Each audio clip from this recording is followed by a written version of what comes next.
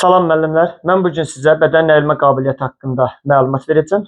Bədən əyilmə qabiliyyəti hərəkət fəaliyyətin geniş zəruri amplituda ilə icra etmək qabiliyyətidir. Amplituda nə deməkdir? Amplituda o deməkdir ki, tarazlıq vəziyyətindən uzaqlaşdığı nöqtələr arasındakı məsafə və hərəkətin son həddi deməkdir. Budur. Və indi keçək bədən əyilmə qabiliyyəti haqqında digər məlumatları sizə deyim.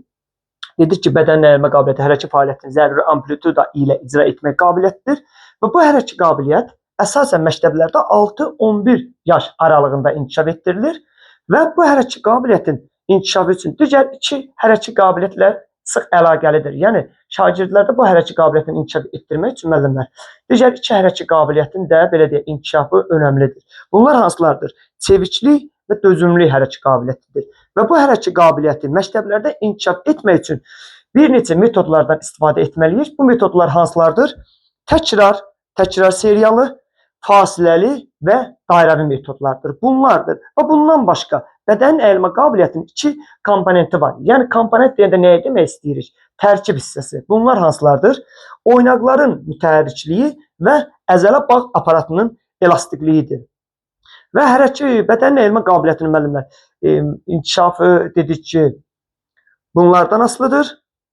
Bundan başqa olaraq bu hərəkət qabiliyyətinin məktəblərdə kiçik summativ qiymətləndirmə, böyük summativ qiymətləndirmə və diaqnostik qiymətləndirməsi var. Baxın, hər üç qiymətləndirmədə müəllimlər oturmuş vəziyyətdən irəliyə əyilmə, belə deyək, normativi götürülür. Amma bundan başqa indi az sonra məlumat verəcəm. Kiçik summativ qiymətləndirmədə bir sinifimizdə fərq var. Onu deyəcəm. İlk öncə onu deyim ki, böyük summativ qiymətləndirmə ilə diaqnostik qiymətləndirmə nə dedik? Hər ikisində normativi oturmuş vəziyyətdən irəliyə əyilmədir. Və keçək kiçik summativ qiymətləndirməyə müəllimlər. Baxın, 5, 7, 8, 9, 10 və 11-ci siniflərdə hər birində kiçik summativ qiymətləndirmə, yəni bədən əyilmə qabiliyyətinin summativ qiymətləndirməsi oturaraq dizləri bükmədən irəliyə əyilmə qabiliyyətidir. Amma müəllimlər, yalnız 6-cı sinifdə isə bunlardan başqa 3 belə deyək normativimiz də var. Onları deyəcəm. İndi 4-ü bir arada deyim sizə. Deyir, oturaraq dizləri bükmədən irəliyə əyilmə, körpü vəziyyəti, ayaqlar bir yerdə duruşdan irəliyə əyilmə, yəni ayaqlar bir yerdə duruşdan irəli əyərək barmaqların ucu və ya da ovcun içərisini yerə toxundurmaqdır. Və bundan başqa ayaqlar aralı duruşdan gimnastikanı baş üzərindən arxaya aparmaq. Yəni hər hansı bir gimnastika çubuğunu baş üzərindən arxaya aparmaq. Yəni 6-cı sinifdə, yalnız 6-cı sinifdə bir o dediyimiz ki, oturaraq dizləri bükmədən irəliyə əyilmə normativindən başqa digər 3 belə deyə hərəkətimizdən də normativ götürülür. İndi isə müəllimlər, bu hərəkət qabiliyyəti bəs inkişaf etdirmək üçün hansı hərəkətlərdən istifadə etmək lazımdır? Onları deyəcəm. Baxın, deyir ki, sinə üzərindən uzanmış vəziyyətdən qolların bükülüb açılması. Müəllimlər, adətən bəzi müdavimlər var ki, bunları qüvvə hərəkət qabiliyyətindən qarışdırırlar. Deyirlər ki, bu qüvvəni inkişaf etdirir. Xeyr, qüvvədə deyir ki, qolların bükülüb açılması, yəni dayaq üzərində və yaxud da ki, gimnastika skamyası üzərində qolların bükülüb açılması təyinatına görə qüvvə hərəkət qabiliyyətini inkişaf etdirir. Amma burada nə deyir? Deyir sinə üzərində. Yəni sinə tam olaraq yerdə dayaqda olur. Dayaqda olanda qolların bükülüb açılması, yığılıb açılması bu bədən əyilmə qabiliyyətini inkişaf edir. Amma qolların dayaqda və ya da hər hansı bir gimnastika skamyası üzərində bükülüb açılması isə təyinatına görə qüvvə hərəkət qabiliyyətini inkişaf etdirir. Bunları heç vaxt qarışdırmayalım. Sonra nə deyir? Deyir, əsas duruşdan qıçı irəli yellədərək qıçın altından əl çalmaq. Bu da təxminən 8-10 dəfə belə deyək, təkrarlanmalıdır. Sonra geniş amplitudalı yellənmə, holaylandırma hərəkətləri. Sonra turnikdə sallanma və yellənmələr. Baxın, bunlara müəllimlər diqqətlə fikir verin. Yenə belə bir hərəkət qabiliyyətimiz buna bənzər. Qüvvə hərəkət qabiliyyətimiz də var. Qüvvədə deyir ki, turnikdə sallanmalar, baxın, təyinata baxın, yalnız turnikdə sallanmalar qüvvə hərəkət qabiliyyətini inkişaf etdirir. Amma burada nə deyir bizə? Deyir ki, turnikdə sallanmalar və yellənmələr. Baxın, təyinatına fikir verin. Sonda nə dedi? Yellənmələr. Biz turnikdən müəllimlər yellənmək üçün ilk öncə nə etməliyik? Turnikdən sallanmalıyıq da, eləmi? Yəni biz turnikdən sallanmadan necə yellənmə hərəkətlərini edə bilərik? Bunun üçün deyir ki, turnikdə sallanma, daha sonra yellənmə hərəkətləri. Bu hərəkət təyinatına görə bədənin əyilmə qabiliyyətini inkişaf etdirir. Sonra bədənin müxtəlif vəziyyətlərdə saxlanılması, əyilmələr, dönmələr, fırlanmalar və dartılmalar. Bax, müəllimlər, buna da fikir verin. Nə deyir? Deyir, dartılmalar. Qüvvədən isə nə deyir? Dartınmalar. Baxın, hərf cəhətdən belə də ipucu ilə belə yadda saxlayaq ki, l, n. L olanda bədənin əyilmə qabiliyyəti olur. N olanda isə olur qüvvə hərəkət qabiliyyəti. Yəni dartılmalar deyirsə, dartılma var burada yay kimi. Bədənin əyilmə qabiliyyəti. Amma dartınma deyəndə artıq bu turnirdə belə deyək, təxminən çənə vurmaq kimi də deyə bilərik ki, bu qüvvə hərəkət qabiliyyətini inkişaf etdirir. Bunları da qarışdırmayaq müəllimlər. Sonra nə deyir? Deyir, ayaqlar aralı duruşdan əyilərək ovucun içərisini döşəmə üzərinə toxundurmaq. Bu sonra gimnastika divarında xüsusi hərəkətlər kompleksi, körpü vəziyyəti, bunu el dilində mosta getmək də deyirlər məktəblərdə şagirdlərimiz, ümumi inkişaf hərəkətləri və s. Bunlar və çoxdur ki, bu hərəkətlərin hər biri müəllimlər bədənin əyilmə qabiliyyətini inkişaf etdirir. Daha sonra bir də müəllimlər, bu hərəkət qabiliyyətinin inkişafı bir neçə amildən asılıdır. Yəni bu amillərin olmağı vacibdir ki, bədən əyilmə qabiliyyəti şagirdlərdə yaxşı inkişaf etsin. Bunlar hansılardır müəllimlər? Əzələnin boşalma qabiliyyətindən, qızışdırıcı hərəkətlərin kifayət qədər icra olunmasından, baxın, bədən əyilmə qabiliyyəti daha yaxşı keyfiyyətli nəticə almaqdan ilk öncə bədəndə müəyyən isidici və ya da qızışdırıcı hərəkətlər etməliyik. Bundan sonra biz bədən əyilmə qabiliyyətini icra edəriksə, daha yaxşı, daha keyfiyyətli bir nəticə ala bilərik. Günün vaxtından, bəli, baxın, günün vaxtından səhər və yaxud da günün ikinci yarısından səhər saatlarında bədənin əyilmə qabiliyyətinin inkişafı daha aşağı, yəni zəif olur.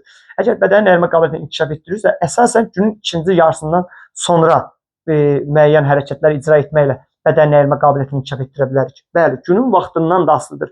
Cinsi mənsubiyyətindən, bəli, cinsi mənsubiyyətindən asılıdır. Baxın, nə demişdik müəllimlər? Biz demişdik ki, qızlarda oğlanlara nisbətən 20-30% daha çoxdur bədənin əyilmə qabiliyyətinin inkişafı. Yəni, qız, oğlan cinsi mənsubiyyətindən, bəli, bu hərəkət qabiliyyətinin inkişafı asılıdır. Sonra, dayaq hərəkət aparatının genetik xüsusiyyətindən, bağların elastikliyindən və ətraf mühitin hərarətindən, bəli, havanın temperaturundan isti və yaxud da soyuq, mülayim olmasından bədənin əyilmə qabiliyyətinin inkişafı asılıdır. Bu bizim oldu təzahür amillərimiz, müəllimlər. Sonra keçək. Bədənin əyilmə qabiliyyəti, baxın müəllimlər, fəal və qeyri-fəal olur. Fəal nədir? Fəal əyilmə qabiliyyəti görün nədir? İzahını verəcəm.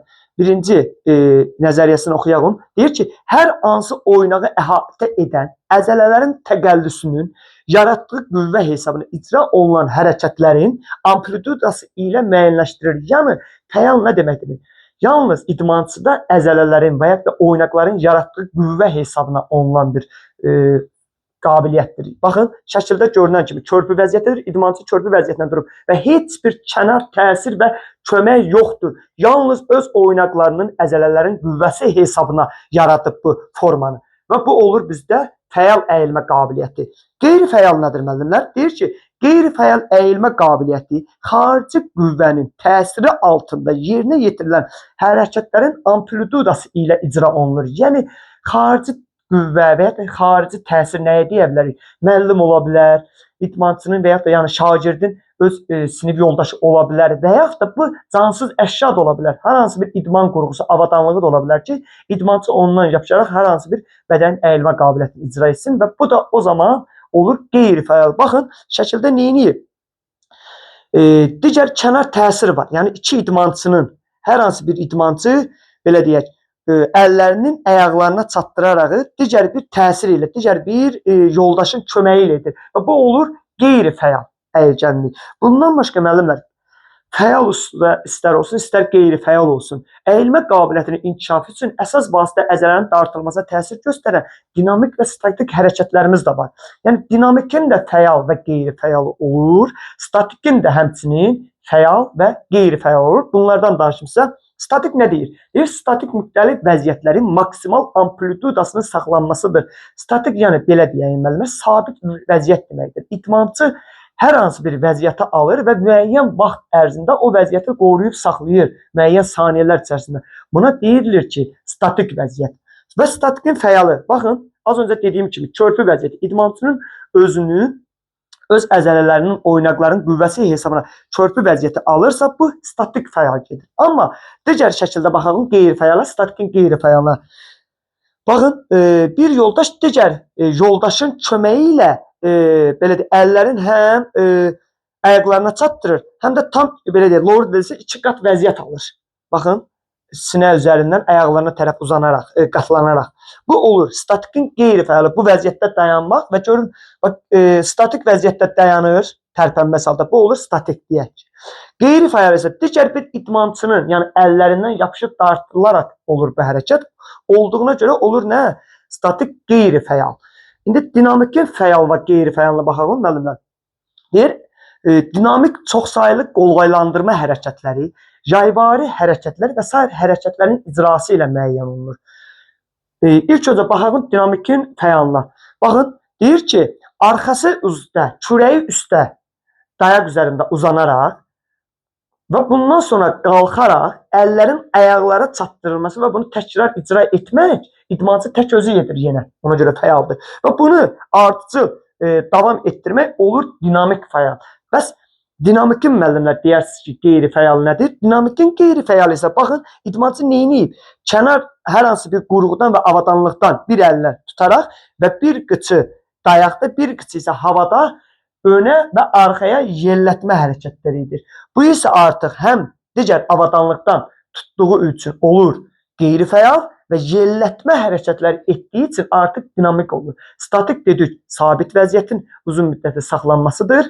Amma dinamik isə bu da qeyri-fəal, bədənin əyilmə qabiliyyətinə aiddir. Həm fəalında, həmçinin də qeyri-fəal. Amma burada bir hərəkət var, dinamiklik var. Mənası o deməkdir. Onun üçün də bu da olur nə? Dinamik, qeyri-fəal. Əyilgənlik.